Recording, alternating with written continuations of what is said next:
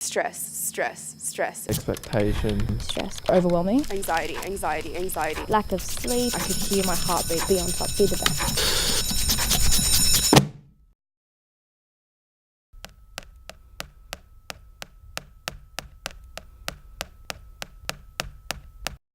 My HSC experience overall was probably the worst time of my whole life. I had this joke with my friends. HSC actually stood for highly stressful competition because the whole thing was a joke. There's just pressure coming at you from every angle because it's not just students going against each other in class, it's in class in the whole school, in the whole grade, and then it's school against school.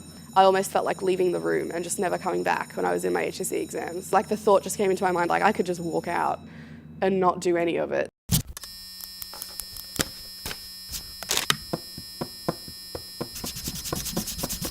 It was really hard for me not being the brightest kid, at least not in the family. My brother did really well, my sister did really well, and then there was just a really high expectation on me.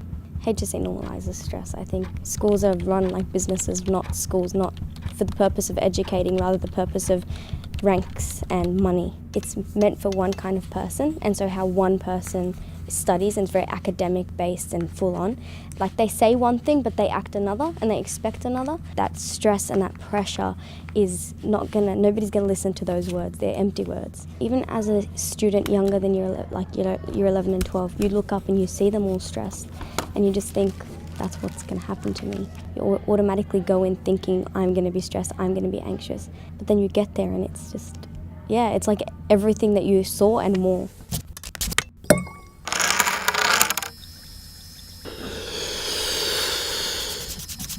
The anxiety and stress was definitely expected to be temporary, but it definitely wasn't for me. It's not like I finished my exams and that was it. I wasn't stressed anymore. My ATAR was something that I was thinking about on a daily basis until I got it.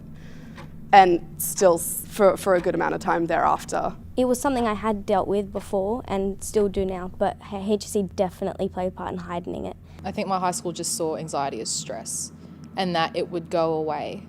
I didn't know what anxiety was properly in year 12 until afterwards when it affected me in my first year of uni. At one point we had to do a presentation and I couldn't eat at all and I couldn't sleep.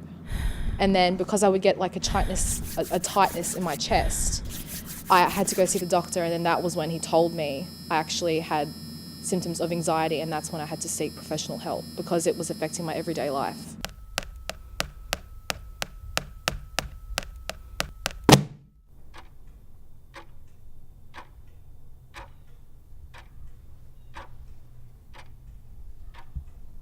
%, that's a lot. That's almost half.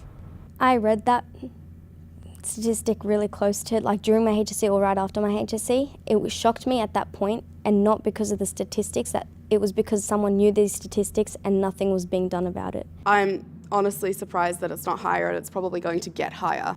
There is no way that what we are doing is helping anyone but the system, and it's very stressful, and it only gets worse with the HSC. And I think that it needs to change. It's all good and great to have the statistics, but what is being done about it?